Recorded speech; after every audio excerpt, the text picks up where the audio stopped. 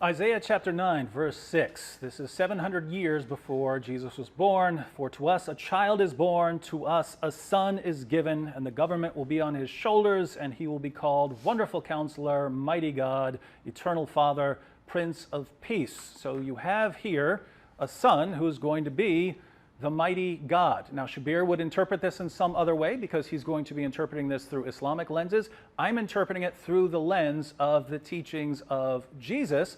And so if it's okay for Shabir to go to the Quran and say, now I'm going to interpret in the light of the Quran, why wouldn't I interpret in the light of the words of Jesus?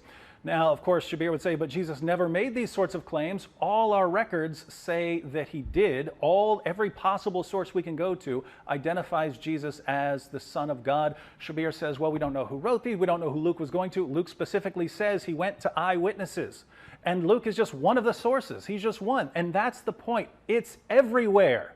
It's in all the sources. To say that everyone's identifying Jesus as the Son of God and everyone got it wrong, you have to view Jesus' disciples as the biggest bunch of failures in the history of humanity, and Jesus himself as one of the biggest failures in the history of humanity. If Jesus couldn't pick one single follower who would faithfully carry on his message and make sure that message got across, then what do you think of Jesus? And what do you think of his followers? And not only that, it's God who says he's going to be preserving this in Islam. God says he's the one who's preserving this. And Shabir says, yes, but God's very tolerant. And so he's going to just let people completely corrupt Jesus' message like this. God's going to just allow people to corrupt after all the work Jesus did, right?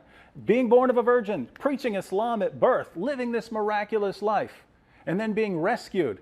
And God's just going to say, oh, well, give it some time. And even though they're going around saying Jesus, the divine Son of God who died on the cross for sins and rose from the dead, I can put up with those sorts of differences. But the problem is, as time goes on, then instead of simply correcting that and saying those messages, those records have been corrupted, and then correcting it that way, the same God who tells us Jesus isn't the Son of God, he didn't die on the cross, he didn't rise from the dead, also tells us, judge by the gospel. We have no ground to stand upon unless we stand upon the gospel, the Torah, and the other revelation that has come to us. Shabir says that means the Quran. Not in the Quran it doesn't. Again, it distinguishes between the revelation to the people of the book and to the Muslims. So he's telling us, don't believe these things that Christians say, but you'd better judge by the texts that say these things. And that means Islam is simply incoherent. What do we do at the end of the day? We have to trust that God knows what he's doing. If Jesus has that kind of authority, we need to listen to him, and he claimed to be the Son of God.